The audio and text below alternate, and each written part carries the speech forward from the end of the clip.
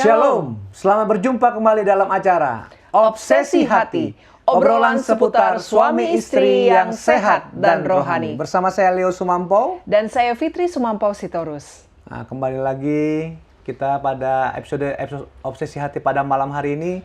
Tapi sebelumnya kita mau menyapa pemirsa yang di rumah.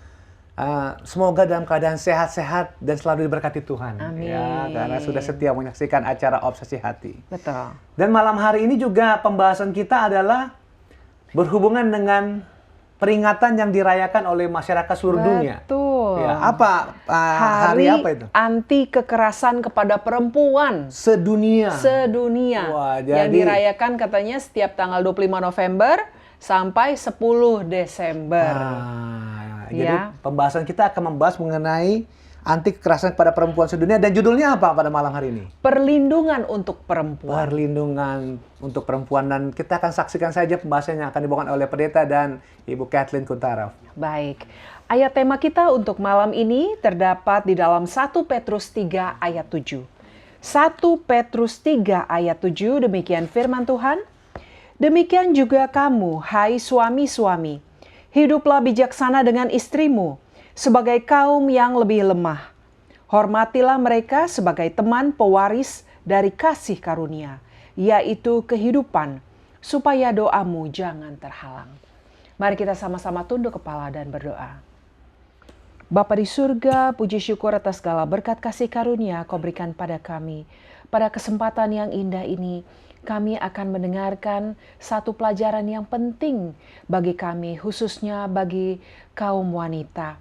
Tolong kami Tuhan dapat mengerti akan pelajaran ini, dan kami dapat membagikannya juga kepada orang-orang yang di sekitar kami, agar para wanita juga dapat diselamatkan, mendapatkan kasih karunia Tuhan. Pada saat ini kami serahkan semua peralatan, semua teknologi yang dipakai agar semuanya dapat berjalan dengan baik dan lancar.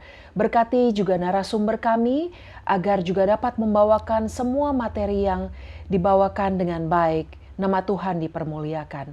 Para pemirsa yang menyaksikan juga berkati agar ini dapat menjadi satu pelajaran yang penting bagi kehidupan kami masing-masing. Terima kasih Tuhan atas segala berkat-Mu. Dalam nama Yesus kami berdoa. Amin. Amin. Baik, kita akan langsung saja menyapa narasumber kita yang ada di North Carolina, Amerika Serikat. Shalom Pendeta dan Ibu. Pendeta dan Ibu Pendeta Kuntaraf. Shalom, selamat malam. Untuk orang yang di Indonesia, dan selamat pagi dari North Carolina. Selamat pagi. Salam sehat selalu. Ya, terima kasih. Puji Tuhan. Ya. Baik. Jadi kita udah nggak sabar nih mendengar pembahasan, memang karena masalah KDRT sering sekali terjadi dalam rumah tangga nih, terutama berlaku untuk para perempuan. Jadi silakan Pendeta dan Ibu untuk bawakan pembahasannya. Ya, terima kasih. Sebagaimana kita lihat judulnya adalah perlindungan untuk perempuan. Kenapa? Begitu banyak sekali perempuan yang mendapatkan tantangan dalam kehidupannya.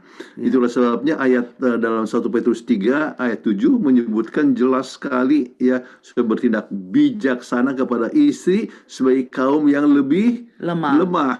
Ya.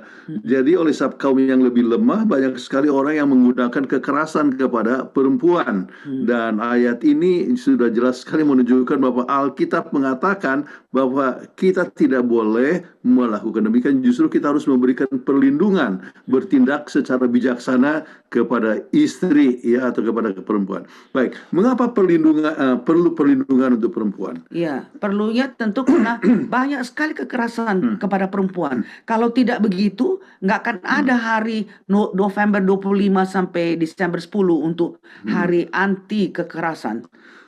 Jadi banyak kekerasan dalam fisik atau dalam seksual yang merupakan pelanggaran terhadap hak asasi manusia, merupakan masalah besar dari kesehatan masyarakat. Iya. Diperkirakan hari World Health Organization, 1 dari 3 wanita di seluruh dunia pernah mengalami kekerasan fisik atau seksual dalam hidupnya. Bayangkan, 1 dari 3 wanita. Dan itu berarti sekitar 736 juta di seluruh dunia. Ya.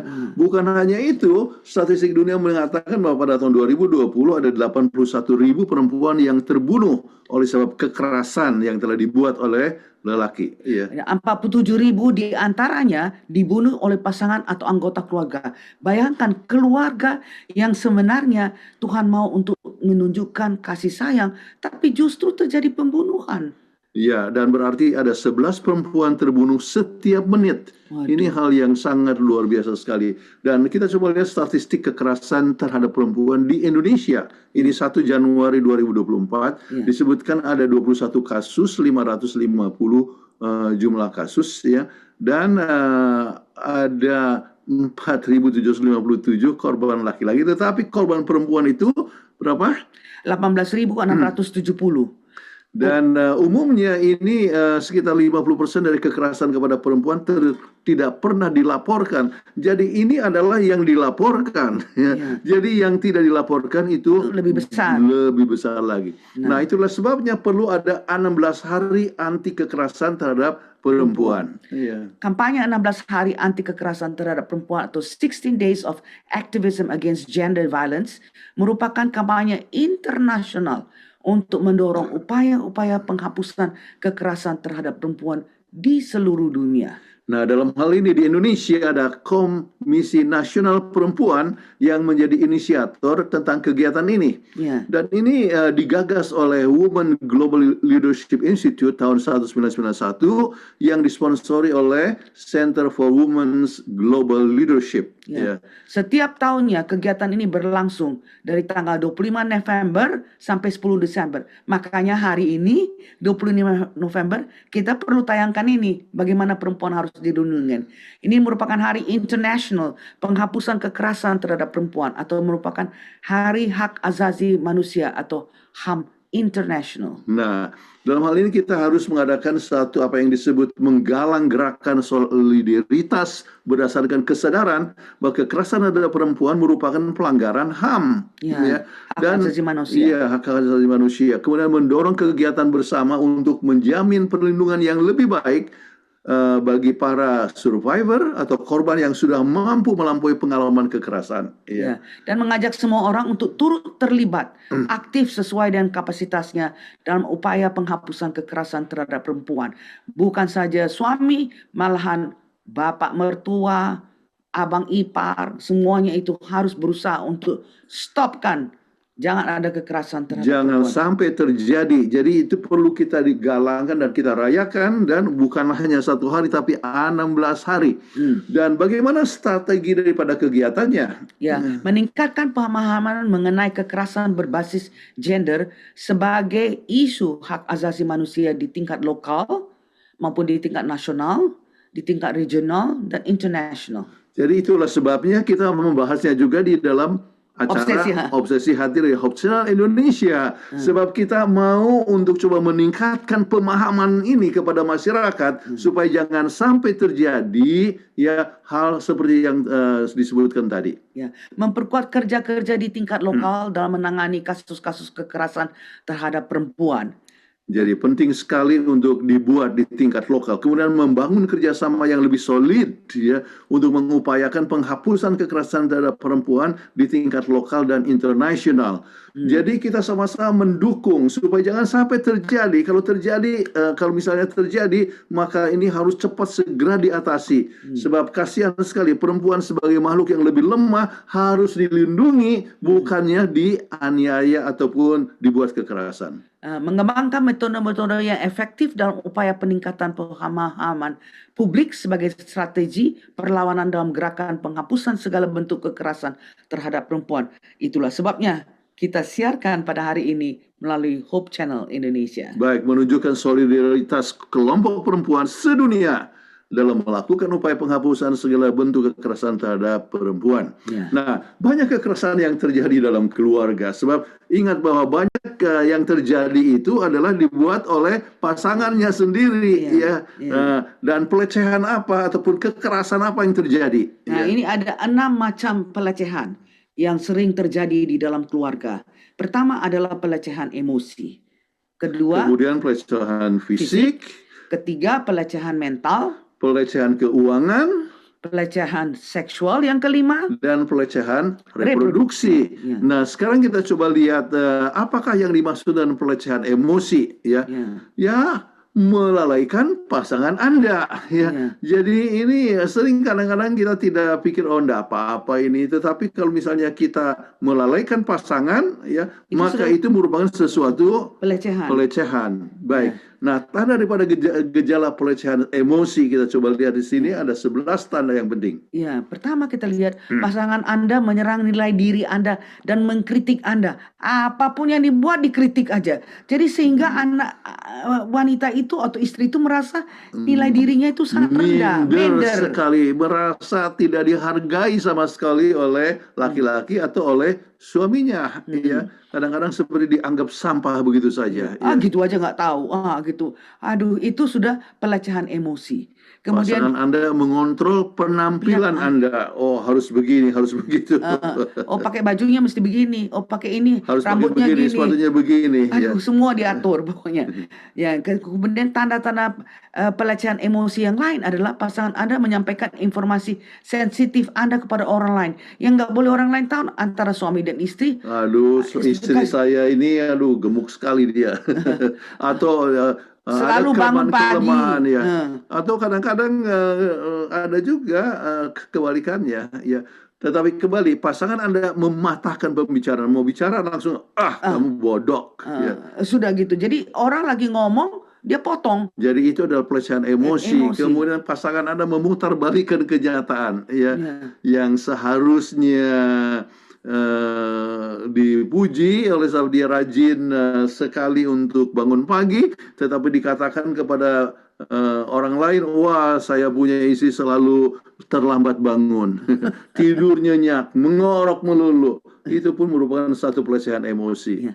Kemudian tanda yang keenam, kita lihat bahwa pelecehan emosi itu pasangan Anda mengambil hak Anda tanpa memberitahu lebih dahulu. Jadi sangat menyedihkan, seperti tidak ada sama sekali hak istri itu. Ya. Kemudian pasangan Anda memonitor kegiatan dan percakapan Anda dengan orang lain, ya. Telepon disadap. Ya, jadi mau dengar. Jadi nggak ada freedom, nggak ada kebebasannya untuk jadi ngobrol. sebab artinya kekurang percayaan kepada pasangannya. Ya. Pasangan Anda mengisolasi Anda dari keluarga ataupun teman. Jadi tidak boleh bergaul dengan mertua Anda, ya, ataupun tidak boleh berbicara dengan teman. Jadi langsung kecemburuannya itu sangat besar, sangat over posesif, ya. Anda harus minta izin untuk meninggalkan rumah. Jadi seperti dialah yang bosnya, bukan minta izin. Sebenarnya kita hanya bilang, oh saya mau pergi ke sini, ini boleh nggak pergi? Waduh, sudah begitu rendah sekali derajatnya. Pasangan Anda meminta Anda untuk mengkompromikan moral Anda, ya. Jadi kadang-kadang ada orang yang coba menawarkan istrinya kepada bosnya. Itu kan satu hal yang sudah tidak tepat, ya. Dan istrinya has no word to say no. Itu yang sedihnya. Jadi dia harus ikut aja apa yang suaminya katakan. Kemudian tanda dan gejala pelecehan emosi yang ke-11, pasangan Anda meremehkan rencana Anda untuk masa depan. Jadi kalau dia mau bilang itu, nggak mungkin lah, kamu kan nggak pinter, masa mau sekolah lagi lebih lanjut. Ya. Baik, nah sekarang kita masuk kepada pelecehan secara fisik, ya, kekerasan. Apa yang termasuk di sini? Memukul, meninju, menendang, menampar atau mencekik. Ya, kemudian kedua kita lihat menggunakan senjata untuk mengancam atau menyakiti Anda. Ini adalah tanda pelecehan fisik. Ya, jadi saya tembak kamu, ya, saya tembak, ya. Oke. Terus ketiga, mengontrol apa yang Anda makan atau saat Anda tidur. Nggak boleh makan ini ya, ini. Pokoknya dia tidak ada kebebasan sama sekali, no freedom, ya. Oke. Kemudian memaksa Anda bekerja bertentangan dengan kemauan Anda, ya, yang satunya tidak patut tetapi harus dipaksakan. Misalnya ada suami yang menyuruh istrinya untuk kerja malam, misalnya. Itu adalah satu hal yang tidak tepat. Ya.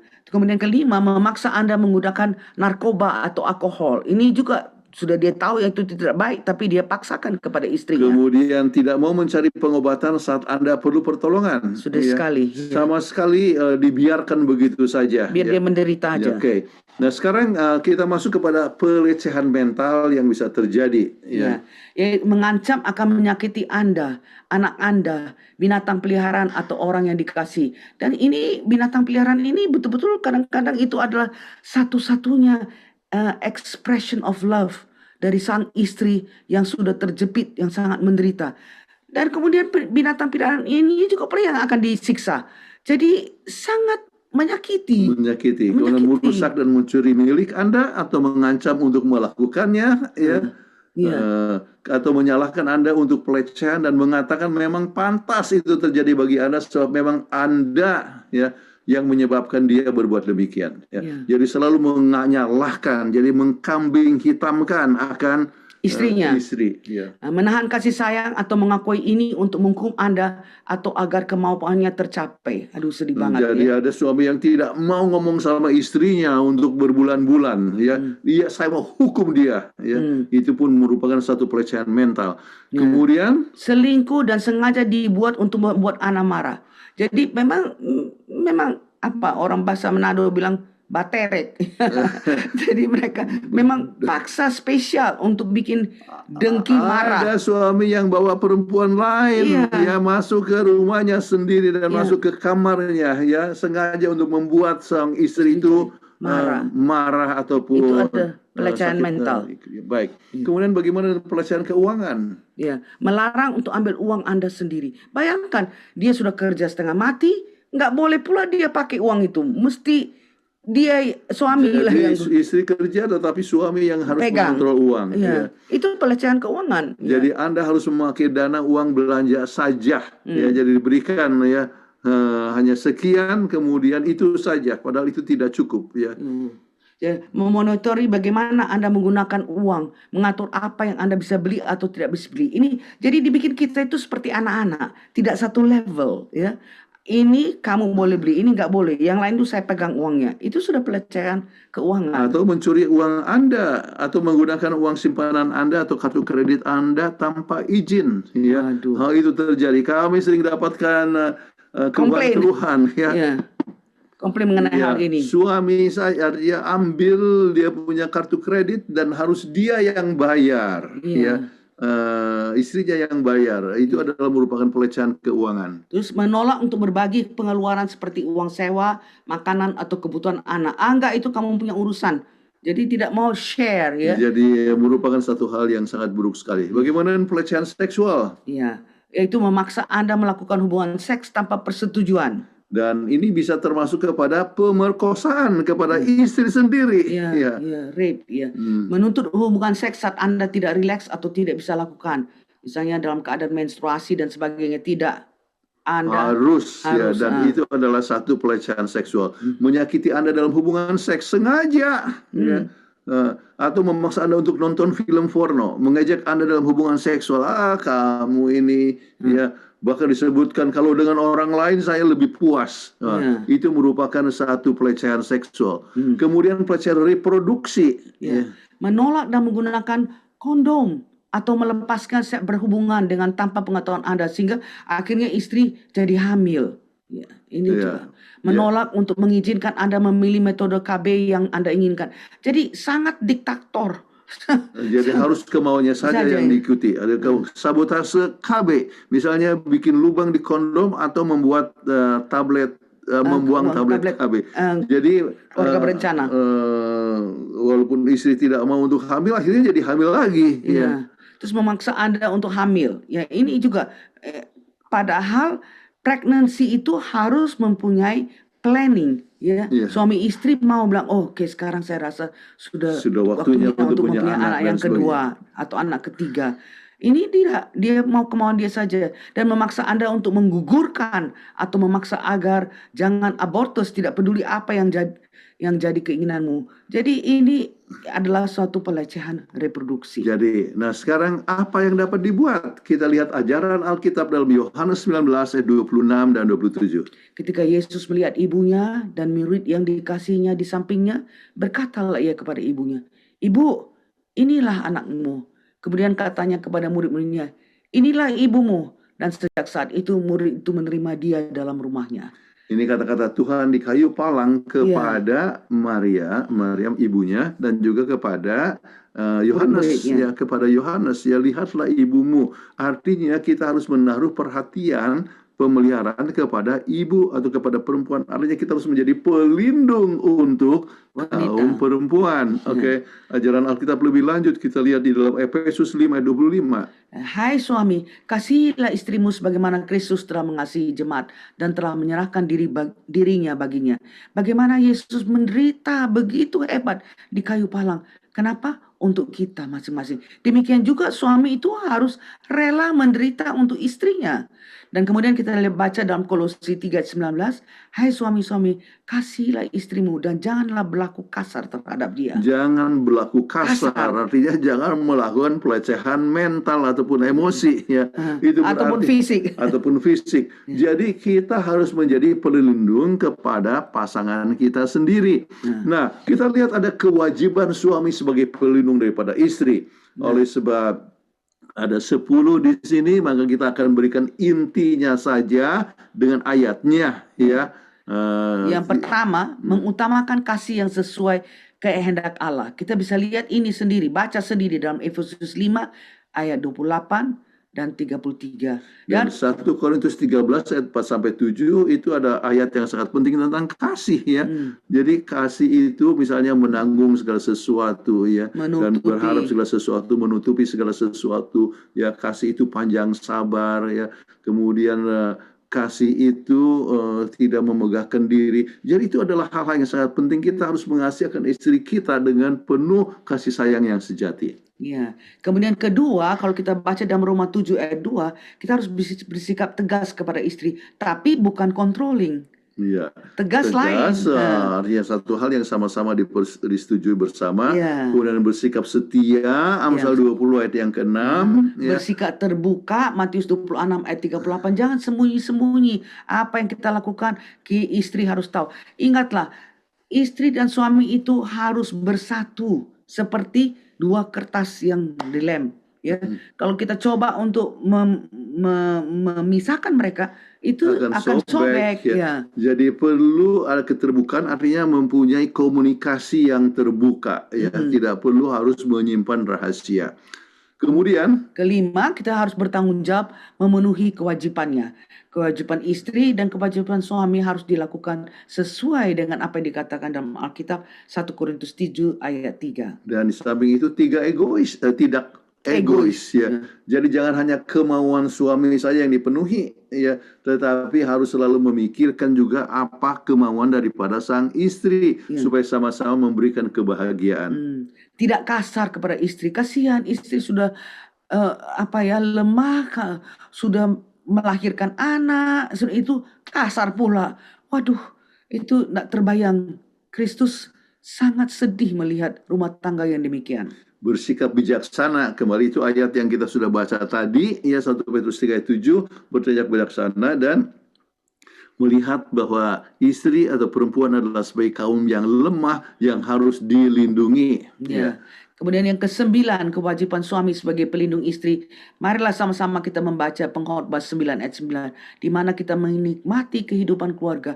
Kan enak, makin tua makin baku sayang, bukan makin pukul, makin tendang, makin nampar dan sebagainya. Ya, nikmatilah akan istri masa mudamu. Ya. Jadi itu artinya harus dinikmati bersama-sama sampai di hari tua. Oke. Kemudian lebih lanjut Efesus 5 ayat 25, mengutamakan Yesus di atas segala sesuatu. Inilah yang sangat penting. Kalau kita tidak utamakan Yesus, berantakan keluarga itu. Iya, jadi Yesus harus diutamakan. Baik, kembali kepada ayat yang kita sudah baca tadi, 1 Petrus 3 ayat 7. Demikian juga kamu, hai suami-suami, hiduplah bijaksana sebagai kaum yang lebih lemah. Hiduplah bijaksana dengan istrimu sebagai kaum yang lebih lemah. Hormatilah mereka sebagai teman pewaris dari kasih karunia, yaitu kehidupan, supaya doamu jangan terhalang. Jadi hidup bijaksana kepada siapa? Istri, kaum yang lebih lemah. Jadi harus dilindungi dan dikasihi. Ya. Baik, Dan kunci daripada pembahasan kita ini Mazmur 127 ayat 1. Ya, jikalau bukan Tuhan yang membangun rumah, sia-sialah usaha orang yang membangunnya. Berantakan sebab manusia mempunyai sifat untuk mementingkan diri sendiri. Tetapi kalau kita lihat bagaimana Tuhan sudah sangat sayang kepada kita, rela mati untuk menyelamatkan kita, maka sang suami juga harus rela berkorban untuk kesenangan daripada istrinya, bukan untuk kekerasan. Jadi harus Tuhan yang membangun rumah. Jadi dengan demikian pusatnya adalah Yesus Kristus. Jadi kembali kepada yang kita pernah bahas ya, komunikasi segitiga ya, suami, istri ya, kemudian Tuhan. Kalau suami dan istri lebih dekat kepada Tuhan, maka akan lebih dekat satu sama lain. Jadi demikian lebih mengasihi, lebih melindungi, ya, lebih ramah tamah, lebih rendah hati. Dengan demikian rumah tangga itu adalah rumah tangga yang seperti surga kecil di dunia ini.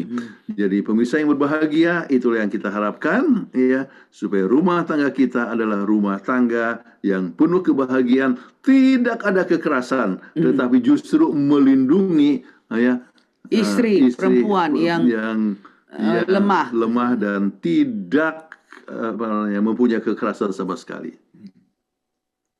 Oke, baik. Terima kasih Pendeta dan Ibu untuk penjelasannya yang luar biasa ya. Aduh. Ya. Dan saya pribadi tuh, apa saya kurang baca atau gimana ya? Saya baru tahu kalau kekerasan dalam rumah tangga atau KDRT itu, saya pikir tadi hanya fisik loh. Ternyata ada 6, banyak saya perhatikan. Ya. Jadi kekerasan dalam rumah keluarga itu emosi, ya fisik tentunya, ketiga mental, keuangan, seksual, reproduksi. Ya, saya pikir hanya mukul doang atau kayak yang memang fisik lah ya. Jadi banyak hal-hal yang mungkin kita tidak sadari sering lakukan, tapi itu menyakiti pasangan kita ya. Dan yang menarik tadi saya waktu dibaca saya langsung teringat ya. Jadi salah satunya tuh terutama yang pelecehan emosi, dikatakan menyampaikan informasi sensitif pasangan kita kepada orang lain. Ini saya jadi teringat, pernah satu kali teman saya berkhotbah di gereja, ini lagi khotbah ini. Dia bicara mengenai istrinya, aduh jangan, istri saya itu sangat cerewet. Aduh kaget langsung kita semua. Ini di depan umum ini. Wah, itu termasuk kekerasan dalam rumah tangga rupanya ya. Pelecehan. Iya, apalagi di depan banyak orang. Itu memang kasihan sekali sih istrinya setelah waktu diomongin itu saya lihat. Ya. Dan banyak hal lagi. Jadi pemirsa memang kalau kita ikuti pembahasan ini memang kita harus kami pun akan banyak belajar ya, melihat ini, wow, ternyata bukan hanya fisik ya, banyak hal lain yang termasuk di dalam kekerasan dalam rumah tangga. Dan kita juga berharap ya, ini kan ada periode waktu 25 November sampai 16 Desember kalau nggak salah ya. Jangan setelah 17 Desember berlaku kekerasan lagi. Ya, udah lewat nih 16, 17 kekerasan lagi, jangan, harus seterusnya ya. Ini kan asal ada rentang waktu, orang pikir, ya saya nggak akan KDRT sama istri saya 25 sampai 16 Desember. Setelah itu saya kekerasan lagi. Ya, jangan. Ya, kita belajar malam ini bahwa kita akan memperlakukan istri kita dengan sangat lebih baik sesuai dengan pembahasan yang dibawakan oleh Pendeta dan Ibu Kathleen Kuntaraf yang sangat luar biasa pada malam hari ini. Baik, demikianlah segmen kita yang pertama, dan kita akan mengikuti segmen yang kedua, tetapi setelah yang satu ini.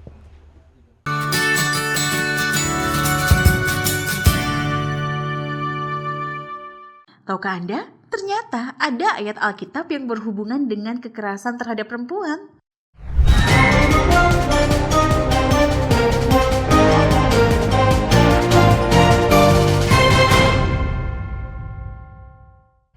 Kekerasan terhadap perempuan sebenarnya bukan hal baru lagi yang kita dengar untuk saat ini. Mungkin hal ini sering kita jumpai, yang mana sering melihat kejadian ini secara nyata dengan mata kepala sendiri. Memang pada dasarnya, kekerasan terhadap perempuan terjadi dalam keluarga dengan alasan bermacam-macam. Berikut ini, tim redaksi Hope Channel Indonesia memberikan setidaknya 5 ayat Alkitab tentang kekerasan terhadap perempuan yang harus diketahui sebagai orang Kristen. Yang pertama, Kejadian 1 ayat 27. Kejadian 1 ayat 27 mengatakan, maka Allah menciptakan manusia itu menurut gambar Allah diciptakannya dia, laki-laki dan perempuan diciptakannya mereka. Dinyatakan dengan jelas di sini bahwa laki-laki dan perempuan memiliki nilai atau martabat yang sama di hadapan Tuhan Yesus. Dengan pernyataan ini menjadi jelas bahwa kekerasan yang dilakukan terhadap perempuan sama saja dengan menyakiti manusia dan merusak ciptaan yang telah dilakukan oleh Tuhan sebelumnya. Suami harus diperhatikan. Kejadian 2 ayat 23. Lalu berkatalah manusia itu, inilah dia tulang dari tulangku dan daging dari dagingku. Ia akan menamai perempuan sebab ia diambil dari laki-laki. Ayat ini mengartikan bahwa laki-laki dan perempuan memiliki sumber yang sama, yaitu satu dan utuh dan tidak terbagi, menghubungkan yang lebih tinggi dan yang lebih rendah. Juga jelas dari ayat ini bahwa kekerasan tidak pantas bagi perempuan, yang di mata Allah memiliki nilai kesucian dan kehormatan yang sama. Oleh karena itu, tindakan kekerasan terhadap perempuan sama sekali tidak dibenarkan. Ketiga, Galatia 3 ayat 27-28. Karena kamu semua yang dibaptis dalam Kristus telah mengenakan Kristus. Dalam hal ini, tidak ada orang Yahudi atau orang Yunani, tidak ada hamba atau orang merdeka, tidak ada laki-laki atau perempuan, karena kamu semua adalah satu di dalam Kristus Yesus. Di sini menjadi cukup jelas bahwa jika kedudukan laki-laki dan perempuan adalah sama di mata Tuhan Yesus, maka tidak benar bahwa kekerasan tidak termasuk dalam ajaran agama Kristen. Khususnya kekerasan terhadap perempuan dalam bentuk apapun karena tidak sesuai dengan isi Alkitab. Keempat, Efesus 5 ayat 21. Saling rendah hati dalam takut akan Kristus. Sekali lagi, kita diajarkan untuk merendahkan diri di antara sesama manusia. Jangan gunakan kekerasan pada salah satu pihak. Menghargai diri sendiri dan merendahkan diri sama saja dengan menghargai Kristus dan takut akan Kristus. Kelima, Efesus 5 ayat 25-33. Di dalam ayat-ayat ini mengatakan lebih jelas bahwa seorang pria harus mencintai istrinya, harus rela mengorbankan dirinya untuk istrinya.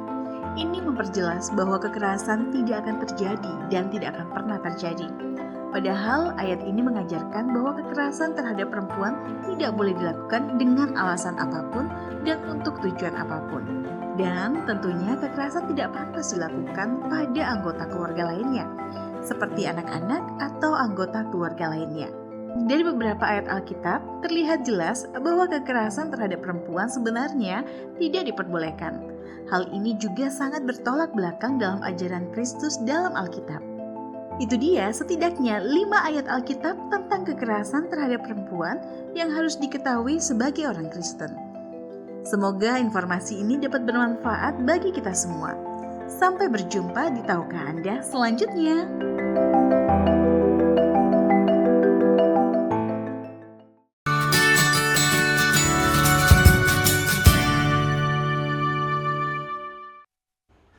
Kembali lagi dalam acara Obsesi Hati, dan kita akan masuki segmen yang kedua.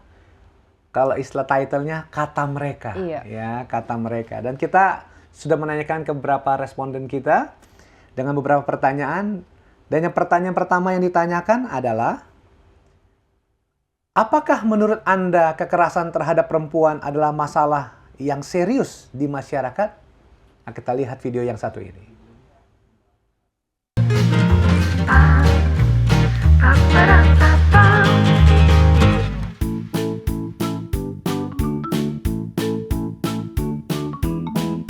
Sudah pasti itu masalah yang sangat serius yang kita temui di masyarakat kita.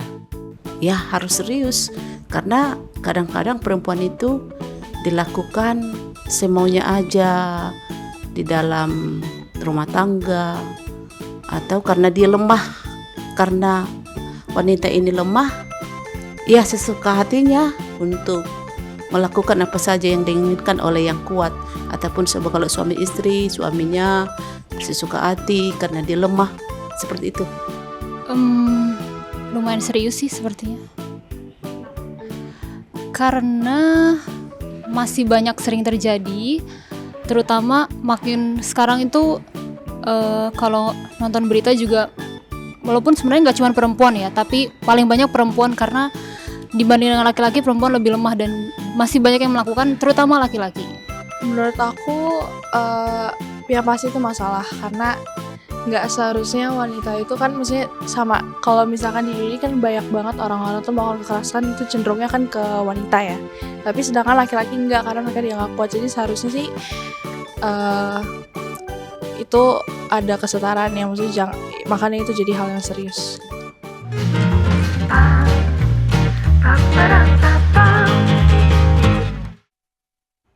Baik. Baik, terima kasih untuk jawaban-jawabannya ya. Dan memang Betul. ini masalah yang serius di dalam Iya, masyarakat ya. sangat Karena serius. yang saya tahu tuh bukan hanya dalam rumah tangga loh. Ya, saya pernah baca berita, bahkan orang berpacaran itu pasangannya tuh melakukan kekerasan dengan pacarnya. Ini masih pacaran ini, belum menikah ini. Udah main tangan. Waduh, ini sangat menjadi artinya ini masalah yang sangat serius di masyarakat yang mudah-mudahan masyarakat Indonesia menontonlah pembahasan pada Iya. malam hari ini supaya Pelajaran yang tahu. penting ya. Iya. Silakan. Baik, kita masuk ke pertanyaan yang kedua. Menurut Anda, apa saja faktor penyebab terjadinya kekerasan terhadap perempuan? Kita akan menyaksikan apa kata mereka.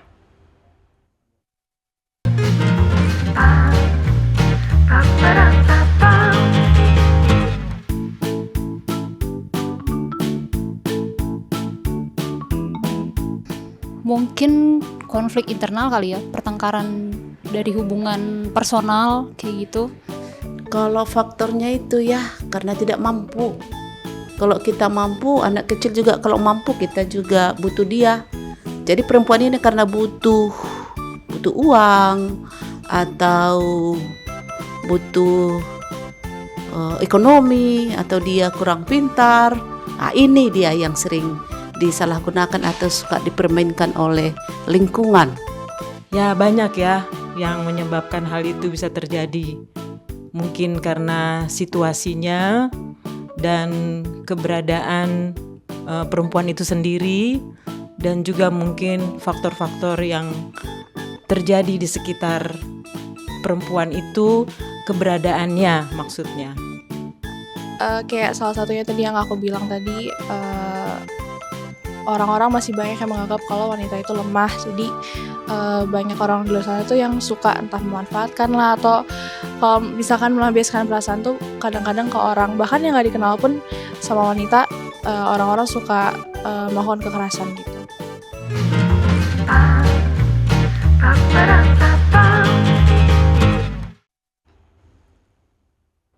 Ya, terima kasih untuk jawaban-jawabannya ya. Dia memang Benar. benar sih, saya Benar. bilang sih. Memang yang memang dari pertanyaan pertama sampai kedua ini yang kata-kata yang sering keluar diucapkan adalah karena perempuan itu makhluk Lemah. yang lemah. Ya. Benar. Apa benar perempuan itu makhluk yang lemah? Enggak juga kali ya. Tapi emang perasaannya gitu. Dan yang kedua menarik tadi dari Ibu Debrina tadi ya. Karena ketergantungan wanita terhadap suaminya itu, istri terhadap suami itu sangat tinggi. Karena memang kebanyakan kan istri hanya ibu rumah tangga kan. Dan ntar kalau ini saya kalau melawan suami main kekerasan, saya diamin karena kalau nggak dikasih uang belanja. Mungkin ada bagusnya juga istri yang bekerja juga kali ya. Tapi nanti di akhir pertanyaan kita mau tanya sama Pendeta Kuntara dan Ibu Kathleen ya mengenai hal itu. Tapi kita simpan dulu. Kita akan masuk ke pertanyaan yang ketiga. Sebagai seorang perempuan, menurut Anda bagaimana caranya untuk mencegah terjadinya kekerasan terhadap perempuan? Kita lihat apa kata mereka.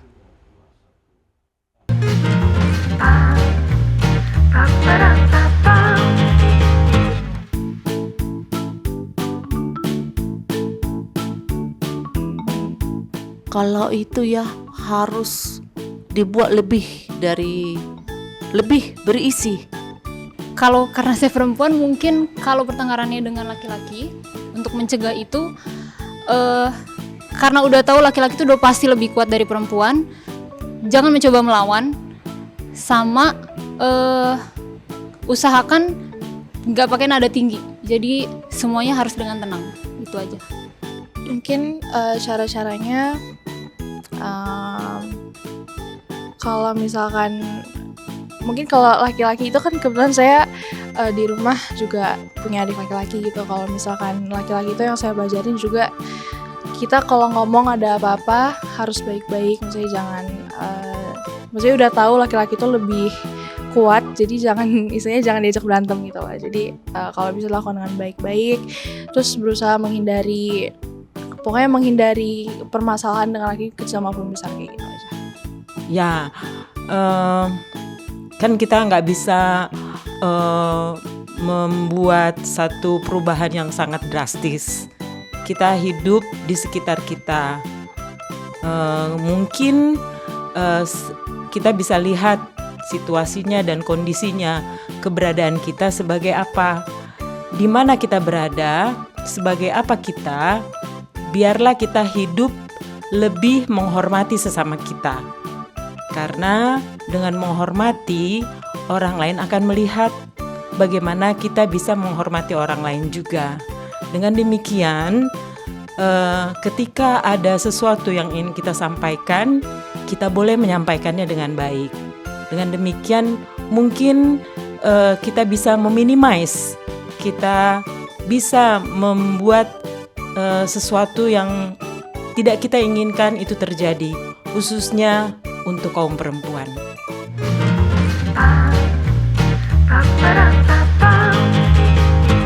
Terima kasih banyak ya input-inputnya. Saya sih Luar biasa. jujur mendengar, saya jadi terbuka ya. Saya jadi terharu dan terenyuh gitu ya. Melihat komentar dari sahabat-sahabat kita ini dan menyadari bahwa ternyata perempuan itu memang di diri mereka sudah merasa mereka makhluk yang punya sangat keterbatasan dan lemah.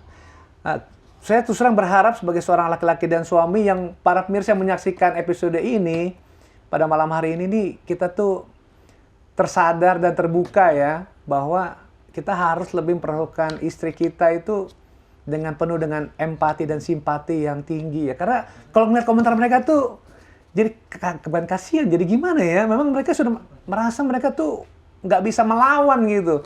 Nah kita sebagai laki-laki ini harus bisa inilah ya. Saya jadi terharu juga sih. Oh ya gitu ya. Ya mudah-mudahan saya memperlakukan kamu dengan baik lah ya. Akhirnya tanya sekarang Kita mau kepada tanya kepada pendeta dan Ibu tanggapannya atas pertanyaan-pertanyaan ini. Poin yang sangat penting. Yang pertama adalah perlunya persiapan pernikahan yang matang. Ya. Jadi jangan terburu-buru menikah sehingga Tidak mengenal sebelum mengenal dengan sepenuhnya sudah langsung mengadakan janji pernikahan. Ya. Jadi umumnya kalau cukup waktu maka temperamen ya atau sifat-sifat daripada pasangan itu dapat dikenal. Jadi suami artinya calon atau pacar atau tunangan yang suka gunakan tangan ya atau suka kasar, membentak dan sebagainya sudah kelihatan pada Waktu saat pacaran. berpacaran.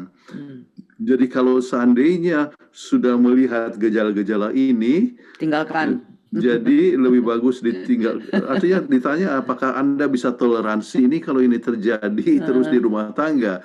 Jadi kalau seandainya Anda katakan saya tidak bisa toleransi akan masalah ini, maka lebih bagus ditinggalkan sebab dunia ini tidak seperti satu daun kelor. Yang sering kita lihat bahwa wanita itu merasa, aduh, kalau saya tidak kawin sama orang ini, sama siapa saya kawin? Nanti saya menjadi spinster, ya, jadi perawan tua. Nah, tidak mau jadi perawan tua, jadi biarlah menahan aja. Jangan, kita perempuan harus punya prinsip. Kalau kita lihat sudah controlling, kita punya pacar, biar kita putus. Biar kita hidup sendiri lebih bagus daripada hidup dengan controlling partner sehingga menyusahkan Yang menyusahkan untuk semua hidup. Itu semua faktor hidup. yang pertama. Yang kedua, faktor kasih sayang. Ya. Kalau suami istri itu menyayangi satu sama lain, maka dia akan selalu berusaha untuk membahagiakan akan pasangannya. Jadi dia akan tidak menggunakan kata-kata yang kasar. Ya, kata-kata kasar jadi tidak akan memberikan pelecehan secara emosi, apalagi menggunakan pelecehan fisik. Ya, dia tidak akan sampai hati untuk buat itu. Jadi kasih sayang. Jadi itulah sebabnya perlunya pernikahan itu dengan seorang yang betul-betul mencintai akan Yesus. Ya, sebab kalau mencintai akan Yesus, maka dia akan menumbuhkan kasih sayangnya kepada anggota keluarga, kepada anak-anak. Ya, jadi tidak akan menggunakan kekerasan. Ya. Jadi itu faktor yang sangat penting. Jadi kita harus mengadakan preventionnya itu adalah dari awal. Ya. Sebelum married. Dan menikahlah dengan seorang yang betul-betul mengasihi akan Tuhan. Ya, maka tidak akan terjadi hal-hal yang akan menimbulkan pelecehan, apakah secara emosi, secara Fisik. mental atau secara fisik ataupun dalam bidang-bidang yang lain. Ada orang katakan, oh enggak lah, dia pas lagi waktu itu karena kena marah bos, jadi itu dia displacement. Oh, jangan ya. Kalau itu terjadi pada waktu courtship, jangan pikir ada mujizat untuk berubah. Ya. Jadi makanya kita perlu melakukan banyak tes. Itu sudah kita bahas di dalam obsesi hati presentation yang lalu, bagaimana test of distance, test of companionship dan sebagainya. Baik, terima kasih banyak untuk penjelasannya ya. Bagus ya. Pendeta dan Ibu bagus. Pendeta. Dan pelajaran yang sangat penting sekali ya pada malam hari ini. Baik, kita akan memasuki segmen yang berikutnya, menjawab pertanyaan yang sudah masuk daripada pemirsa. Namun kita akan mengikuti yang satu ini.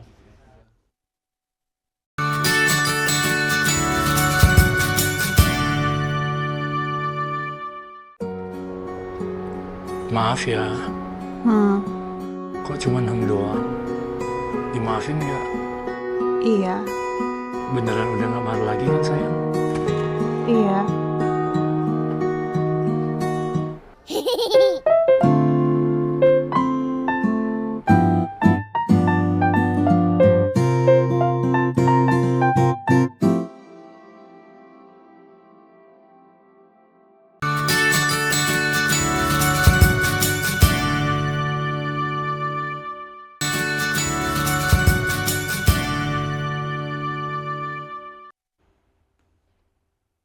Kembali lagi dalam acara Obsesi Hati.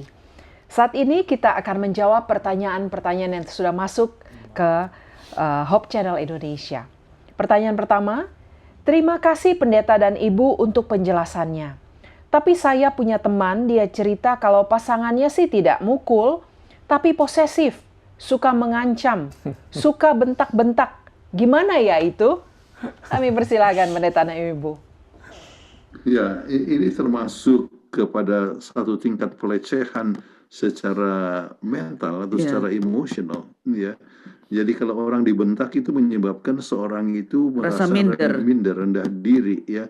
Kemudian posesif, ya. Maunya sama dia aja. Ya, artinya dia tidak diizinkan untuk bergaul dengan orang lain. Artinya kalau ketemu dengan teman, ya sebetulnya teman sekolah dulu juga bercerita, kemudian dia sudah sangat marah sekali dan dilarang sama sekali, tidak boleh lagi. Jadi pengembangan daripada sosial daripada dia punya pasangan ini mengalami suatu hambatan. Ya, jadi ini merupakan salah satu daripada pelecehan emosi. Secara emosi. Jadi ini harus diatasi dengan baik. Jadi dalam hal ini maka harus berbicara secara terus terang kepada sang suami, ya, kepada pasangannya, ya. Dikatakan saya merasa senang, ya, kembali, ya. Gunakan kata I statement, ya. Saya merasa senang kalau sayang bicara dengan terus terang, tidak perlu dibentak-bentak, ya. Kan gak enak kepada anak-anak, ya. Apalagi kalau anak-anaknya itu sudah, ya, dewasa, sudah atau masa kecil artinya sudah ada anak-anak, ya. Bagaimana sang ibu dibentak-bentak oleh bapaknya, ya, itu menimbulkan sesuatu hal yang menyebabkan anak-anak itu meremehkan ibunya. Kemudian juga kita mengajarkan anak-anak untuk juga melakukan pembentakan kepada orang lain. Ya. Jadi ini adalah hal yang tidak baik. Jadi sang istri harus berbicara dengan terus terang, tidak perlu harus malu-malu. Jadi itu harus dibuat pada saat, ya, kekasaran yang pertama. Jadi jangan sesudah baru pengantin baru, enggak usahlah terus terang, ya. Tetapi akhirnya kan bertumpuk-tumpuk gitu permasalahan. Ya. Jadi sebelum bertumpuk-tumpuk pada pelanggaran, yang pertama, tindakan yang pertama sudah katakan, saya sangat hargai, ya. Saya sedih kok, sayang, ya. Katanya sayang sama saya, tetapi kok bentak-bentak, ya. Jadi mulai dari honeymoon sekalipun pada saat terjadi membentak, ya, sudah bicarakan, ya. Jadi bahwa saya sama sekali tidak menghendaki akan hal ini, ya. Jadi sang suami akan lebih berhati-hati dan dapat lebih mengekang akan dirinya. Ya. Baik, terima kasih, sebenarnya, ya pendeta dan ibu. Saya jadi timbul pertanyaan karena saya mengalami sendiri ini pendeta dan ibu, ya.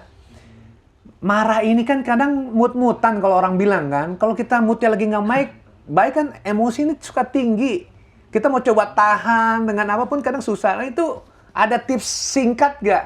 Kalau kita lagi mood nggak baik, itu gimana kita supaya nggak marah gitu?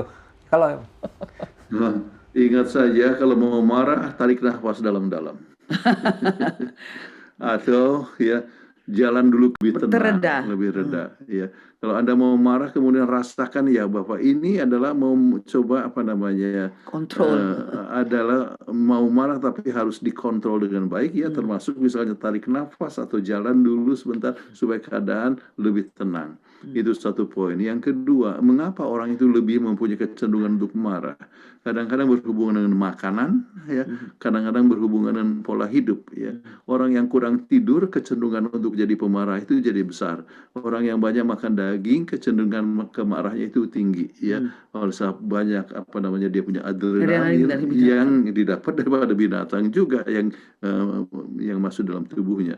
Jadi untuk itu kita pun harus berusaha ya, kita Pola harus hidup yang dengan pola hidup yang baik, yang sehat. ya. Untuk sehat itu kita harus bekerja sama dengan Tuhan ya.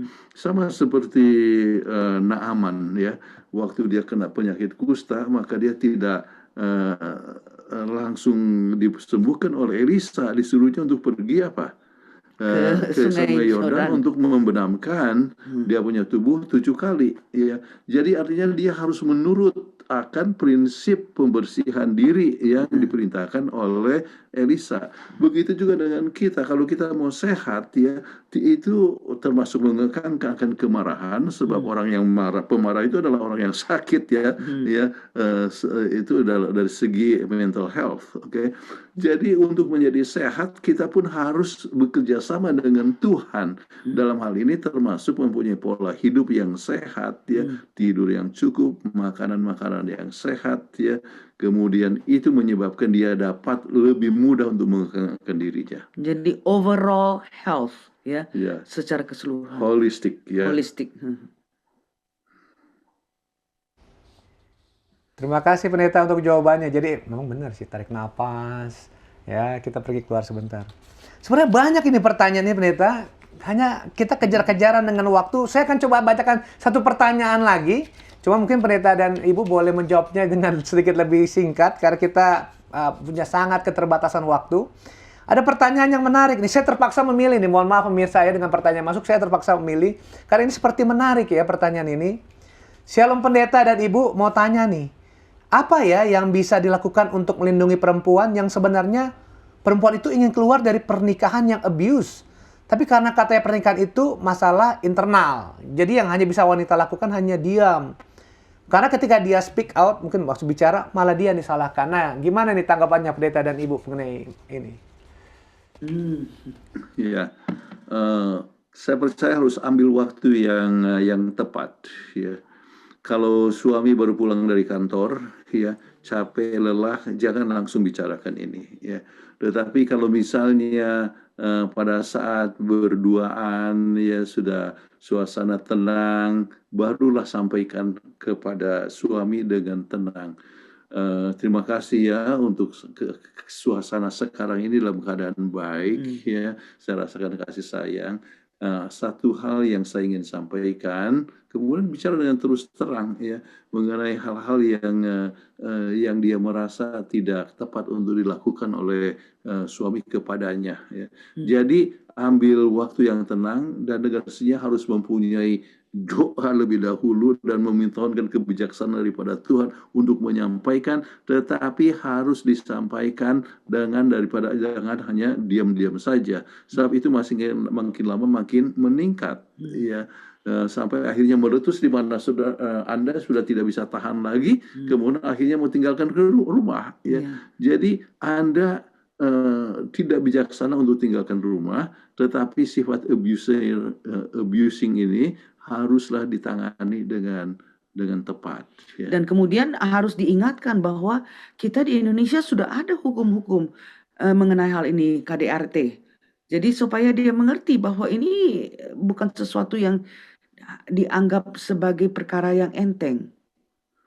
Jadi artinya katakan sayang saya tidak mau Untuk laporkan, tapi kalau laporkan sebab artinya saya tidak mau sayang masuk penjara, ya, ya.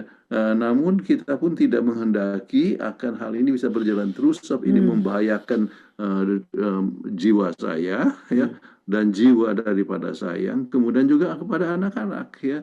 Jadi ini harus dipecahkan dengan secara bersama-sama. Tetapi ambil waktu yang tepat. Jangan pada waktu abuse, ya. Waktu itu tidak akan ada pikiran, tidak ada kemungkinan dia untuk berubah pikiran. Dia lebih banyak kita berbicara, lebih banyak dia akan abuse, emosional. Tetapi ambillah waktu yang tepat di mana ia sedang tidak marah. Baik.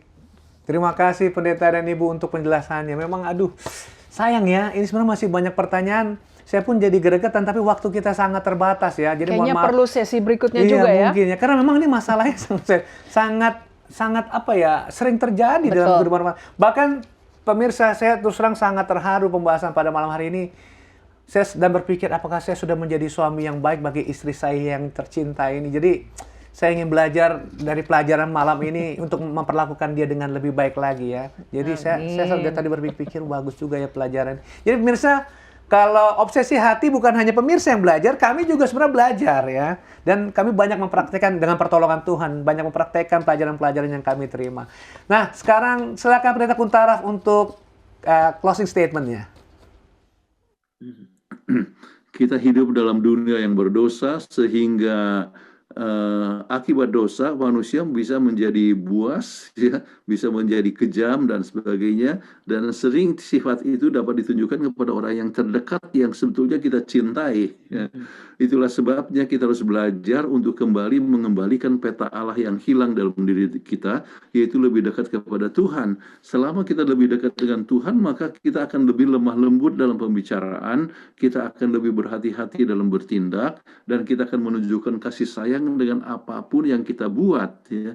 Dengan demikian maka tidak akan ada itu kekerasan, tetapi justru sebagai gantinya kita akan melindungi akan perempuan, dan ini akan memberikan pengaruh yang positif untuk pengembangan tabiat kita, tabiat daripada istri dan juga tabiat anak-anak, ya. Kita perlu menunjukkan kasih sayang sebagai gantinya kekerasan.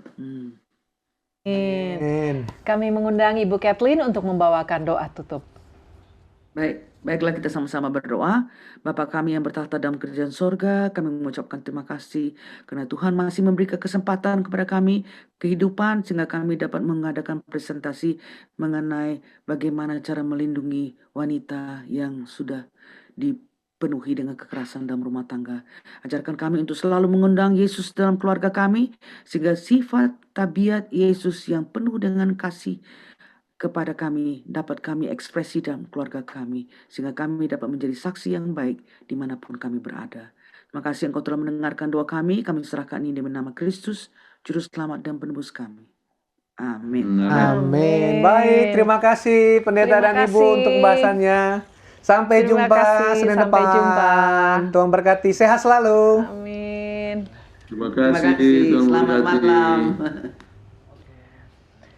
Kami mengundang kepada para pemirsa untuk tetap mengikuti acara yang dilaksanakan oleh Hope Channel Indonesia, di mana pada saat ini sedang berlangsung KKR NET Uni Indonesia Kawasan Barat dengan judul Discovering Jesus yang sedang berlangsung sejak dari tanggal 16 November hingga 14 Desember. Dan setiap hari Minggu sampai hari Jumat, dari pukul 18.30 sampai 20 waktu Indonesia Barat, dan hari Sabtu pukul 8 hingga 12 waktu Indonesia bagian Barat. Baik, demikianlah akhir dari acara kita pada malam hari ini. Terima kasih pemirsa karena selalu menonton Obsesi Hati. Terlebih terima kasih kepada Pendeta Kuntaraf dan Ibu Kathleen Kuntaraf yang selalu membawakan pembahasan dengan luar biasa. Dan juga kepada teman-teman kru Hope Channel yang bekerja keras sehingga memandu acara ini boleh berjalan dengan baik dari awal hingga akhirnya. Akhir kata saya Leo Sumampo. Dan saya Fitri Sumampo Sitorus. Saksikan terus Hope Channel Indonesia. Televisi yang mengubah hidup Anda. Tuhan memberkati kita.